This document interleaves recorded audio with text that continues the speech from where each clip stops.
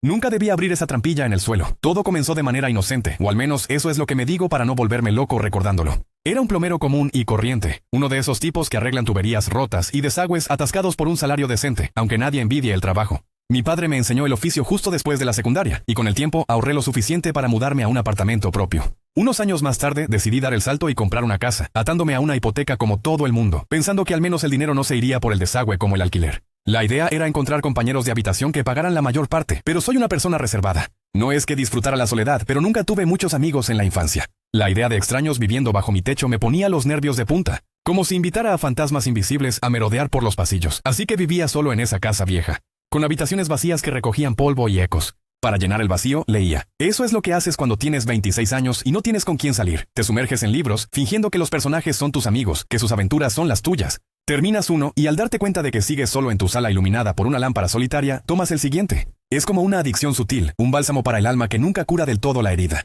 Bebes otro sorbo para olvidar el anterior, pero nadie te aplaude por emborracharte con palabras como lo hacen con la lectura. Si todo eso suena a una visión deprimente de la vida, es porque lo era. Estaba deprimido, o lo estoy aún, dependiendo de cómo lo mires. En ese momento, atravesaba uno de esos periodos de sequía lectora, esos en los que has leído algo extraordinario el mes anterior y nada más te satisface. Probé series populares, autores recomendados, pero todo me parecía plano, sin vida. Había renunciado casi por completo, recurriendo a ver episodios repetidos de comedias en la televisión, riéndome solo en la oscuridad para no oír el silencio de la casa. Fue entonces cuando descubrí el espacio bajo el suelo.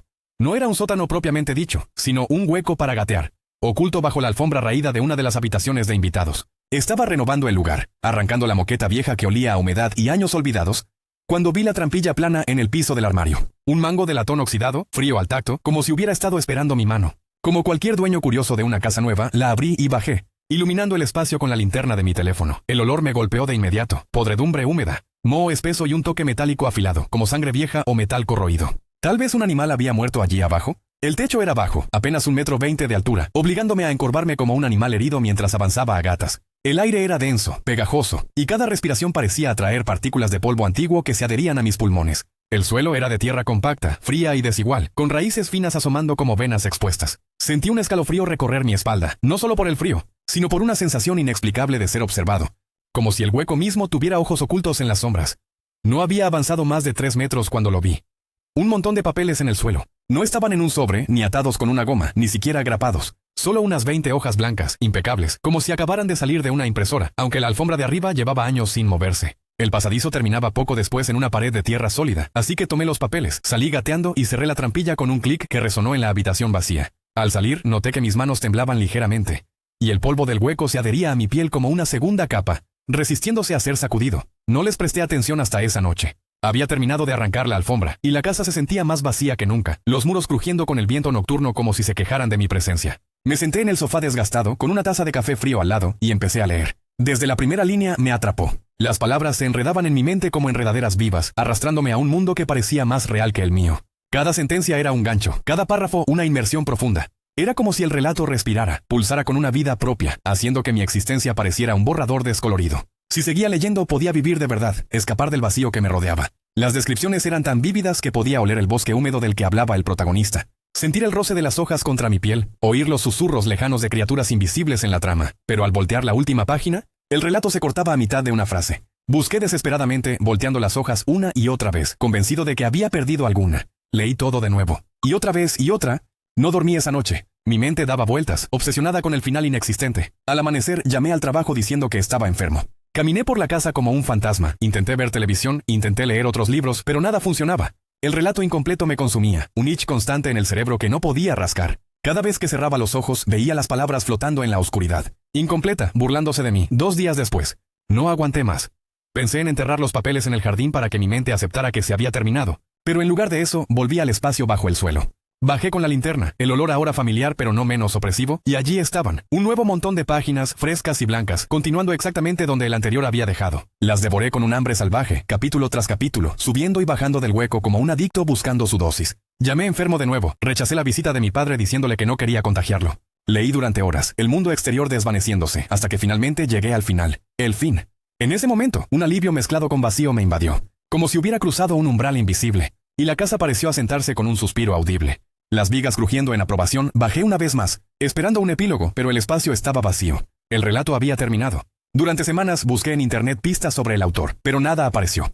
Contacté al dueño anterior de la casa. ¿Un espacio para gatear? Nunca supimos de eso. Me obsesioné releyendo el manuscrito completo una y otra vez, pero intenté dejarlo atrás. Al final cedí y envié el libro a agentes literarios, solo un sorbo más para curar la resaca. Mientras esperaba respuestas, noté cambios sutiles en la casa, sombras que parecían alargarse más de lo normal en las esquinas, un frío persistente en la habitación donde estaba la trampilla. Como si el hueco filtrara algo más que aire viciado. Lo que normalmente toma meses, sucedió en días. Los agentes respondieron rápido, pidiendo el manuscrito completo y ofreciendo contratos en una semana.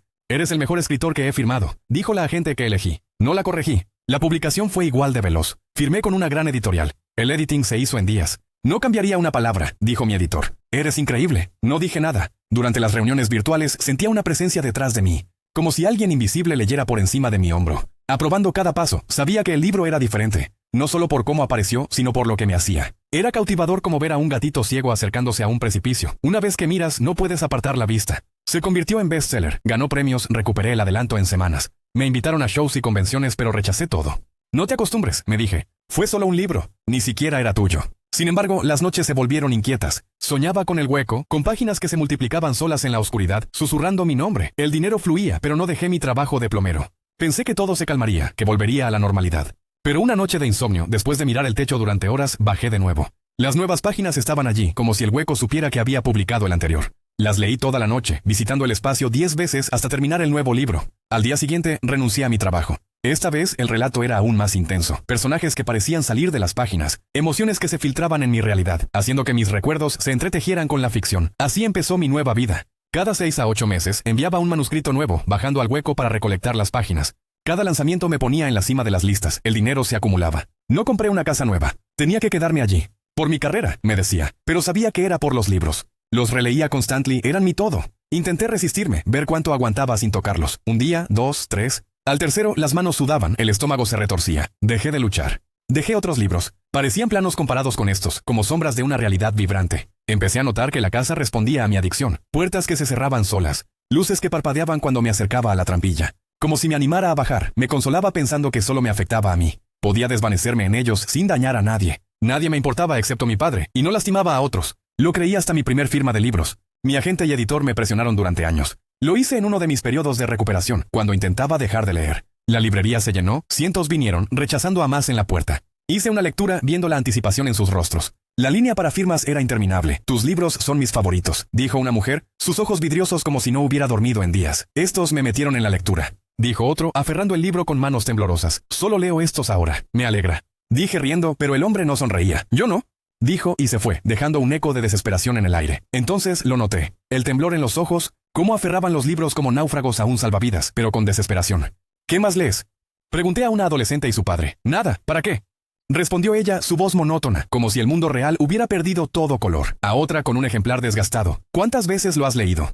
«No sé, no recuerdo». Rió nerviosa, luego lloró. «No puedo parar». «¿Por qué no puedo parar?». Nadie reaccionó cuando salió sollozando, como si fuera normal, como si todos compartiéramos el mismo secreto sucio. Era la misma obsesión en todos, el amor-odio por los libros. Algunos me miraban con rencor, como si no quisieran estar allí pero no pudieran evitarlo. Una pareja joven se acercó, el hombre sosteniendo a la mujer que parecía exhausta, con ojeras profundas. «Tus palabras nos han cambiado», murmuró él, pero su tono era acusador, como si yo fuera responsable de su insomnio compartido. Otro fan, un hombre mayor con barba descuidada, me contó cómo había perdido su empleo por releer los libros una y otra vez, ignorando llamadas y responsabilidades. «Es como si me hablaran directamente a mí», dijo, y en sus ojos vi un reflejo de mi propia locura. La última mujer me aterrorizó. No me miró, fija en el libro, la primera edición de mi primer título. Sus ojos inyectados en sangre, dientes cayendo como si no tuviera tiempo para cepillarse, piel amarillenta y arrugada, como si no comiera ni durmiera, solo leyera. Murmuraba palabras del libro, las uñas rotas de voltear páginas. Cuando intenté hablarle, solo susurró una frase del relato, su voz rasposa como papel viejo. Al tocar el libro para firmarlo, sentí un pulso. Como si las páginas latieran bajo mis dedos, vivas. Salí de allí temblando. La casa ahora se sentía como una prisión. Los libros no solo me destruían a mí. Estaban devorando a los lectores, convirtiéndolos en cascarones vacíos. Intenté parar, no bajar más al hueco. Los días se volvieron agonía. Sudores fríos, náuseas, visiones de páginas flotando en la oscuridad. La casa crujía más fuerte, como si me llamara. Una noche oí rasguños bajo el piso como uñas arañando tierra. Me despertaba con marcas en los brazos, como si hubiera gateado en sueños. Y el polvo del hueco aparecía en mis sábanas sin explicación. No aguanté. Bajé, y las páginas estaban allí, pero esta vez el hueco parecía más profundo, el olor más fuerte, como carne en descomposición. Leí, pero ahora las palabras se sentían vivas, susurrando en mi mente incluso cuando cerraba los ojos. Publicar era inevitable. El mundo demandaba más y yo era el conducto. Pero cada nuevo libro traía más testimonios, correos de fans que hablaban de divorcios, de niños abandonados por padres absortos en la lectura, de vidas desmoronadas. Uno me escribió: tus libros me han robado el alma. ¿Cómo lo detengo? No respondí. ¿Qué podía decir? Intenté destruir la trampilla, sellarla con cemento, pero al día siguiente aparecía abierta, intacta, como si la casa la reparara durante la noche. Quemé un manuscrito una vez, viendo las páginas arder en la chimenea. Pero el humo formaba palabras en el aire, burlándose de mí. La entidad, sea lo que fuera, se fortalecía con cada lector atrapado. El clímax vino una tormenta nocturna. La casa temblaba, luces parpadeando. Bajé al hueco por páginas nuevas, pero en lugar de papeles algo se movió en la oscuridad. Una forma amorfa, hecha de sombras y tinta, ojos como páginas en blanco brillando. Tú nos das voz, susurró, extendiendo tendrils que se enredaban en mis piernas. Era la entidad que escribía, alimentándose de la adicción de los lectores, creciendo con cada alma consumida. Intenté huir, pero me arrastró al fondo, fusionándome con la tierra, mi mente llenándose de relatos interminables. Sentí las historias de todos los lectores fluyendo a través de mí. Sus desesperaciones, sus obsesiones, un coro eterno de almas atrapadas en párrafos infinitos. Ahora soy parte de ello. Si lees mis libros, me oirás susurrar. No empieces. El final nunca llega, solo el hambre eterna. La entidad crece, extendiéndose más allá de la casa, infiltrándose en bibliotecas digitales, en estanterías ajenas, esperando nuevos anfitriones. A veces, en la quietud, oigo sus risas en el viento, prometiendo más palabras, más víctimas. Si sientes un tirón hacia un libro que parece llamarte, resiste. Porque una vez que abres la primera página, el hueco se abre en ti, y no hay vuelta atrás.